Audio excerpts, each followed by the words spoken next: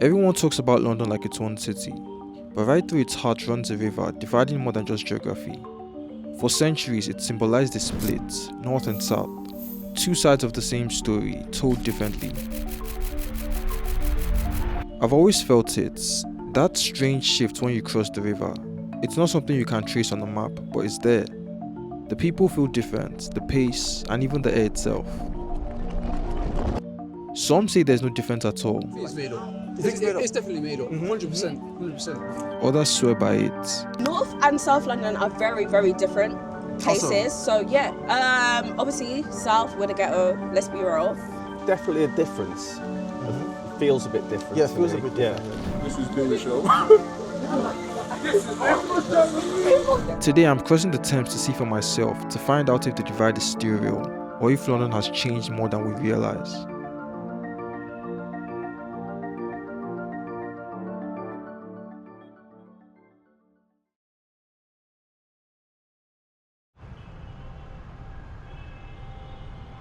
So I'm currently at Islington and everything here just seems quieter. It seems cleaner. You know, the people just move at a slower pace and you can definitely sense a difference in the air between this part of London and southern parts of London. It's, you know, it just feels more laid back and the air just, I don't know. It's still the same London, but it feels like it's just being run on a different setting. It's just a bit different. I can't put it in words. You just have to come and experience it. Before we can understand the divide between North and South London, we first need to look at how the city itself came to be.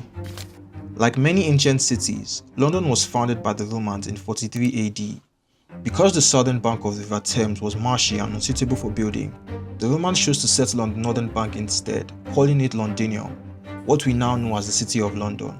They built their settlement at the narrowest part of the Thames, allowing them to construct the first ever bridge across the river, the London Bridge. About a century later, they surrounded the city with a defensive wall, part of which still stands today, quietly embedded within the fabric of modern London. In 410 AD, the Romans left Britain as their empire began to fall, marking the end of nearly 400 years of Roman rule. Not long after, the Anglo-Saxons arrived, settling further west in an area called Lundenwic, today's Covent Garden. It became home to the first version of St. Paul's Cathedral in 604 AD. This sparked new developments north of the river, from Westminster Abbey to the Tower of London. The city began to expand and evolve. But south of the Thames, things were different. This area known as Southwark didn't grow as quickly, with fewer investments in infrastructure and fewer opportunities. For centuries, that imbalance persisted, and the divide between north and south only deepened. A divide that still echoes across London today. Okay, so I'm here at the South Bank and as you can see, most of London's iconic buildings are actually over on the north side. That's one of the reasons that makes the South Bank really popular, because everything actually happens on the north side. If you're a tourist here, the chances are you likely spend most of your time north of the Thames. After exploring South Bank, I made my way up north, hoping to speak with a tourist and hear their perspective on London's divide. When you come to London, what do you usually think of? Like, what's the first thing that comes to your mind when you think of London? Multicultural city. Multicultural city. Yeah. I think the north side of the Thames and the south side, which side do you think you visited more? Definitely north side. North side, why is that? Why is that? We stay with my aunt, she's in Highbury, and generally also Westminster, Soho. Yeah, so those basically kind of what you're saying is places. that most of the touristy things are Exactly, north of the yeah. Thames. So have you ever been to the south, or what do you think the south is like? Well, I don't think I've really been much to the south. I don't remember much, at least. I mean, I've been to Greenwich, which is quite far away, but I've been there.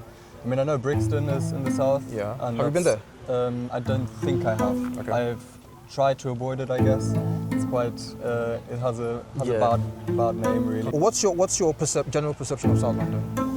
I mean, I think close to the Thames is still quite a touristy place. You have Borough Market, you have the Tate Modern, for example, and of course I do cross the Thames, but I'm not too sure what I do think of the south actually. So essentially, most of your time spent in London is spent north of the Thames. It was interesting to hear a tourist's perspective, but they only see the postcard version of London. But I wanted to dig deeper, to hear from the people who actually live in the city and find out what the divide really means to them. Which side of the Thames do you guys live on? North. We live in North London. North side. North side, amazing. So would you guys say that the divide between North and South London is actually real? I think that people kind of generally stay to their neighborhoods. especially the further south you get and the further north you get. They kind of stay in their own area. There's definitely a difference. It feels a bit different. Yeah, it to feels me. a bit different. Yeah. Generally, people believe that the north is richer than the south. So I think there is this perception that there is a divide between North and South London. So when you think of the south, when you think of South London, what's the first thing that comes to your mind? Like, what do you generally think of south? Well, I used to think that it was less safe and not as nice and things like that. But we recently went to Crystal Palace a few weeks ago, and we're like, wow, this is amazing. There's lots of families and a lot more safe and enjoyable than I thought. I tend to think incorrectly, but I tend to think the south is like wealthier because you've got, you know, Chelsea, Kensington, you know, those sorts of places. I know it's not right, but it's just the way I view it. If you could live on one side of the Thames forever, the north or the south, what side would you choose? When I was at college, I lived in South London. I lived in Tooting and then in Brixton. And at the time, Brixton was pretty rough. It's super trendy now, isn't it? But yeah, it was pretty rough back then. And I couldn't, as soon as I moved to North London for the first time, I was like, yeah, this is a better fit for me. And I don't know why. I can't put my finger on it, what it was that made me feel that way. But there's something about the way that people dressed or the way they look, this seemed a bit more similar to me. Okay. Probably pick the south currently, just with how expensive the north is, and the south offers basically the same, just a lot cheaper. It's just the transportation is not as developed, but that's not it's not really important. Not a loss. But do you think the south gets unfairly stereotyped? Back in the days, like Peckham and Southwark, places like that, you couldn't really get to them easily by tube, and so that meant that, like, nightlife-wise, there wasn't that much. You know, you wouldn't go that way because it was too hard to get back from. Yeah. Whereas North London had loads of tubes, night buses. It was easy, and so I think that's where it comes from. If there's transport links. Yeah. It's interesting how North Londoners mentioned the transport links in the south because it's actually one of the main reasons the divide exists in the first place. Out of the 272 stations connected to the London Underground, only 31 lie south of the river. This is because north of the river, the soil is firm, making it perfect for tunneling. But south of the Thames, the land is made up of waterlogged clay, making underground construction far more difficult and expensive. And since most of London's early population and opportunity grew in the north and west, that's where the tube network naturally expanded. The result is a city where transport in the south feels less connected, less fluid. Many South Londoners still rely on National Rail and buses as their main way of getting around. A reminder that even the ground beneath London has shaped its divide.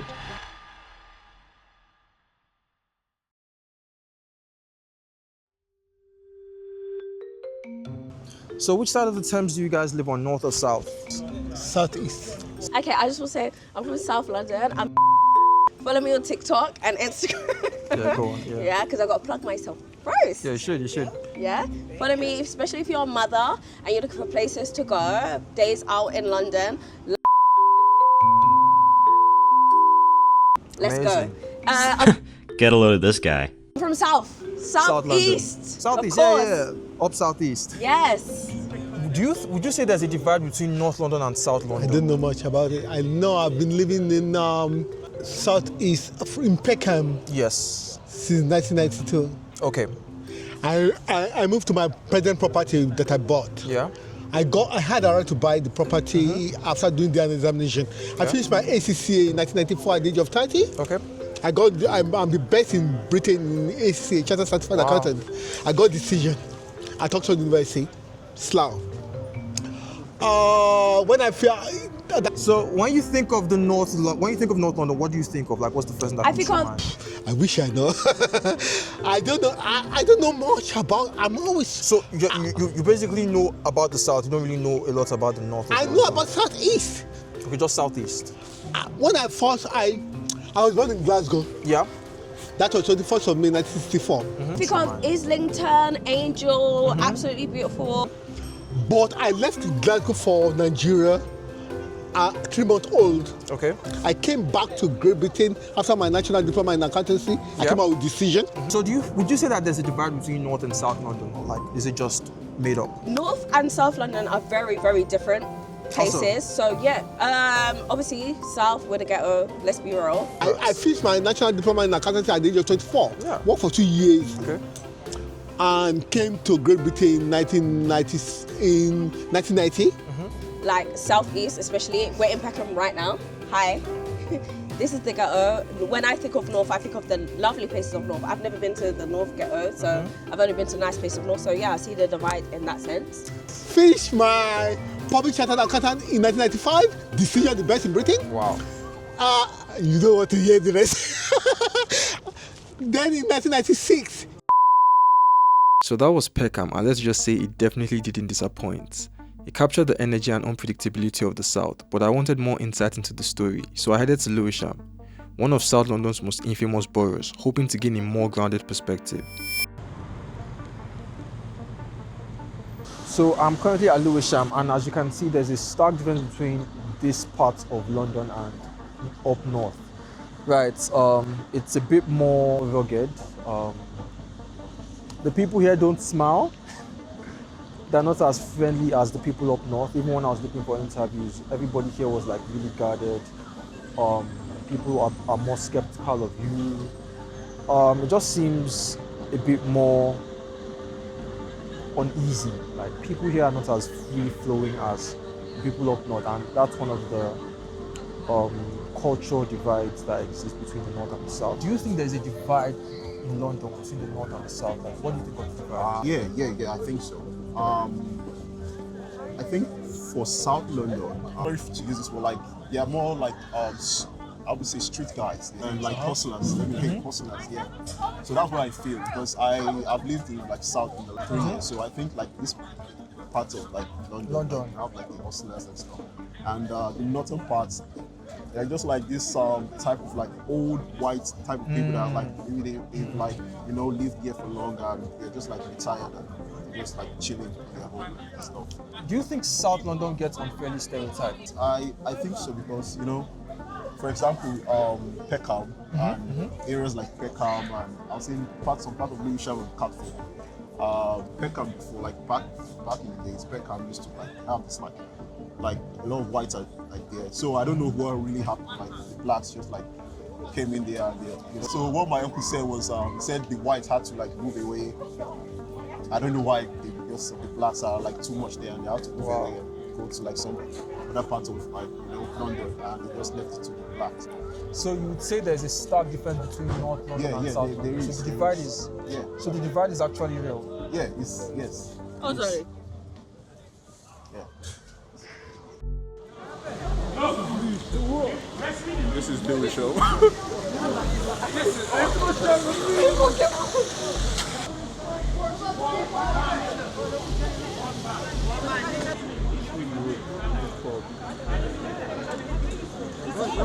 You can tell we're in Lewisham. It's wild, it's different, it's feisty, people are on edge. Like that's even between South and North. Or maybe it's just Lewisham, but yeah, that's the that's the difference. I come to Lewisham for one day, and a fight breaks out. So it's. From the street interviews, both locals and tourists seem to agree on one thing. The south feels a bit edgy and the north comes off as more posh. And on the surface, it's easy to believe that history even seems to back it up. But as I dug deeper, I discovered something interesting. A shift is happening. Could it be that the divide isn't as clear-cut as it once was? For decades, the north was seen as wealthier, safer and more developed, but data today tells a different story. South London boroughs like Richmond and Kingston now rank among the most affluent in the city.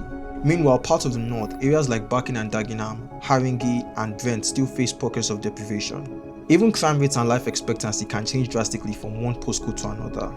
And over in the south, we have areas like Nine Elms and Battersea. Once a neglected industrial zone, now one of Europe's largest regeneration projects, with developers describing it as London's newest skyline. It's almost poetic. The same south that was once dismissed for its poor transport links and slow growth is now becoming a new frontier for opportunity, innovation and culture. Maybe the divide still exists, but as always, London is evolving, and perhaps the future is shifting south. So would you say the divide has changed in your lifetime, or is the gap bridging? So I would say, if anything, the change has been, it's kind of become less different over the 30 years. It used to be much more of a divide, I feel. Yeah. It has changed over the lifetime. We moved into London in 1990s, and I think the divide was far more important. Yeah. But because of the cost of living crisis, young people finding it harder to find accommodation, I think that young professionals in banking and law are now living south of the river. So I think there is less of a divide than there used to be. Yeah. People up north acknowledge that the divide is gradually shifting, or at least not as stark as it used to be. But not everyone buys into this narrative. South Londoners in particular argue that the divide isn't true in the way culture makes it out to be, that it's more of a story than a reality. So, do you think the divide between North and South London is real, or is it just like made up? I think it's made up. It's definitely made up. 100%. 100%.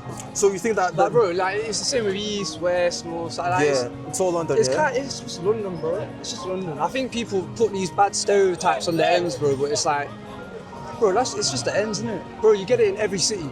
The divide may be debated, but one thing stood out. South Londoners feel a connection to their neighbourhoods, one that's written into the streets and even the people. South is the best, man. South East London, we're in Peckham, baby. We've got everything here. We've got culture, we've got family, we've got love, we've got good food, we've got good people, we've got vibes. North London don't have the vibes like South. Let's be for real. Where are you from? Yeah, no, South, bro. South, come on, man. South's a vibe, bro. Come on, man. You can't deny it, bro. Come South, go to South. Come to South. Where are you from, camera guy? Why are you not? Yeah, why are you trying to come to Peckham in the evening? Where are you from, camera guy? Where are you from? You stay in Peckham. So has he spoken? That's the thing. Have you spoken yet? That's the thing. Let me take camera. Speak. What do you think? And where are you from ethnically? Where originally your family both from Nigeria. You're both from Nigeria. What do you guys think? What is do you guys think there's a divide? Yeah, because I moved in last year, and I always saw the divide whenever I crossed the Thames, because I live in South. Whenever I go to the North, I'm always like, why does the North seem cooler? Why does it seem cooler? Not cooler, but like a bit posher. Like old money. Corridor kind of vibe. And is that better or is it not better? I mean, it depends on what you like. Want, what do you want? Me, I grew up in Lagos, Nigeria. So I'm used to this. It's so culture. It's not fun. You don't feel comfortable. Your food is here. Your people are here. You can walk in. You can feel comfortable, right? Yeah. So is Peckham the place to be? Yeah. Peckham is the place to be. Like, let's Peckham is shout out Peckham. Exactly the place to be. Come to Peckham. I came into this project searching for the divide between North and South. I thought I knew the story, that one side stood taller, richer, while the other was still trying to catch up. But walking these streets, hearing these perspectives, I realized that the truth is layered in history and perception. The divide exists, yes, but it's not just in the map or the money, it's in how we choose to see each other. Because beyond the postcodes and the stereotypes, London isn't just split by direction. It's held together by the people who call it home. It's a place where every side, every voice adds a different rhythm to the same heartbeat. So maybe the real divide isn't about where you live. It's about what you believe London truly is. A city constantly divided, yet always connected.